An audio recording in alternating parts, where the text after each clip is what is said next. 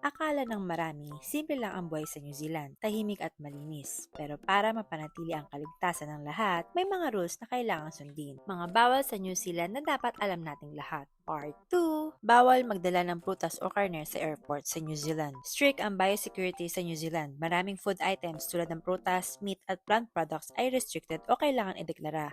May fines kung hindi dineclare. Ito ay bawal dahil sa biosecurity laws ng New Zealand. May mga panganib ang mga peste at sakit, gaya na lamang ng African swine fever, foot and mouth disease, na pwedeng pumasok sa bansa kung may infected meat products. Bawal magtrabaho beyond visa conditions. Kung may student o work visa ka, bawal magtrabaho ng oras lampas sa limits na nakasaad sa visa mo. Violation nito na pwede mag-cause ng visa issues o fines. Bawal magsinungaling sa government forms. Sa New Zealand, bawal magsinungaling o magbigay ng false information sa immigration, IRD o iba pang government forms. Dahil kapag hindi totoo ang nilagay mo sa immigration, tax o benefit forms, maaari kang magkaroon ng legal consequences. Pwede kang ma-fine, ma-ban o ma-deport. Bawal mangialam ng wildlife. Maraming wildlife protection sa NZ. Bawal mang-interfere o pakainin ng wildlife dahil pwede itong masira ang natural behavior at kapaligiran. Bawal mangialam o manghuli ng wildlife, protected ang mga hayop at halaman at may malaking penalty kung lalabag. Bawal uminom ng alak sa public places. Bawal uminom ng alcohol sa public places tulad ng parks, streets at beaches maliban na lamang kung may designated license or area. Pag nilabag, pwede ka ring ma-fine. Bawal mag-text o gumamit ng phone habang nagdadrive. Illegal ang paggamit ng handheld mobile phone habang nagdadrive. Kailangan hands-free kung tatawag o gagamit ng device. Pag nilabag, pwede kang ma-fine o ma-demerit points. Bawal mag-park sa maling lugar. Sa New Zealand, bawal mag-park sa restricted areas, no parking zones o blocking driveways. Pag nilabag, pwede kang ma-fine o matow ang sasakyan. Bawal mag-ignore ng speed limit. Mahigpit ang speed enforcement sa New Zealand roads at maraming fixed mobile cameras. Speeding tickets, mabilis kang makakakuha. Kaya naman napakahigpit talaga nila kapag lumampas ka sa speed limits. Fine at demerit points kapag lumabag. Bawal mag-drive ng walang seatbelt. Mandatory ang seatbelt para sa driver at lahat ng passengers. Fine agad kung hindi naka-seatbelt. Bawal mag-discriminate o mang-insulto. May human rights laws sa New Zealand na laban sa discrimination sa work, services at public life. Bawal ang unfair treatment based sa race, gender, religion, sexual orientation o disability. May legal consequences sa workplace at public spaces. Bawal mag-camp kung saan-saan. Sa New Zealand, bawal mag-camp sa mga lugar na walang permit o hindi designated. May fines at penalties kung lalabag sa freedom camping rules. Bawal magdala ng aso sa restricted beaches sa New Zealand. May ilang beaches at public areas na bawal dali ng aso. Ibig sabihin, may dog ban sa specific beaches at parks, lalo na sa breeding seasons. May fines kung lalabag sa local council rules. Dapat i-check palagi ang signage bago dali ng pets. Ayan ang mga paalala para sa safe at smooth na pamumuhay sa New Zealand. Laging tandaan, iba't ibang bansa, iba't ibang rules. Sumunod at rumespeto. God bless everyone!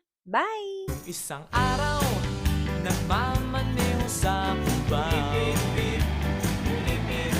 Ang nakita, babaeng saksakan ng ganda.